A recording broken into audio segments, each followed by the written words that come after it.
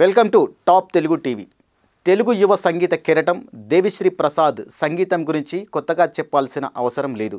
85 సినిమాలకు పైగా సంగీతాన్ని అందించిన దేవి తనకంటూ ఓ బ్రాండ్ నేమ్ తెచ్చుకున్నాడు. దేవి మ్యూజిక్ ఇచ్చాడంటే ఆ సినిమా మినిమం గ్యారంటీ అనుకుంటారు.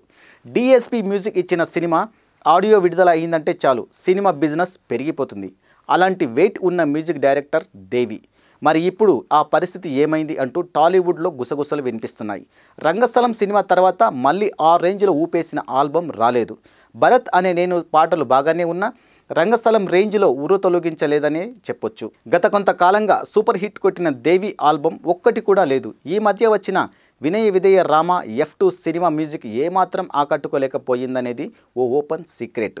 ఇక సినిమా సక్సెస్ కాకపోయినా కనీసం దేవి సాంగ్స్ మాత్రం గట్టిగానే వినిపించేవి. కానీ ఇప్పుడు ఆ పరిస్థితి కనిపించలేదు. దీంతో అసలు దేవికి ఏమైంది అన్న ఆలోచనలో పడిపోయారు దేవి అభిమానులు. సినీ జనాల్లోనూ ఇదే ఆలోచన. ఏదో ఒక విషయంతో దేవి మానసికంగా డిస్టర్బ్ అయ్యాడని అంటుంటారు. అందుకే అతని మ్యూజిక్లో క్వాలిటీ తగ్గిందని ఓ టాక్. ఈ కారణంగానే ఆడియో ఫంక్షన్లో కూడా దేవి కనిపించడానికి ఇష్టపడటం లేదని కూడా చెప్పుకుంటున్నారు.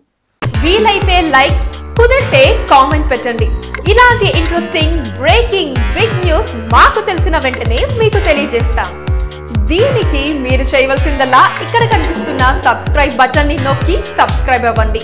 అండ్ ఇంకో విషయం, పక్కనే ఒక గంట సింబల్ కనిపిస్తుంది కదా, దాన్ని నొక్కారనుకోండి మేం చేసే వీడియో అప్డేట్స్, నోటిఫికేషన్స్ అన్నిటితో మీ డివైస్ లో వాలిపోతాం.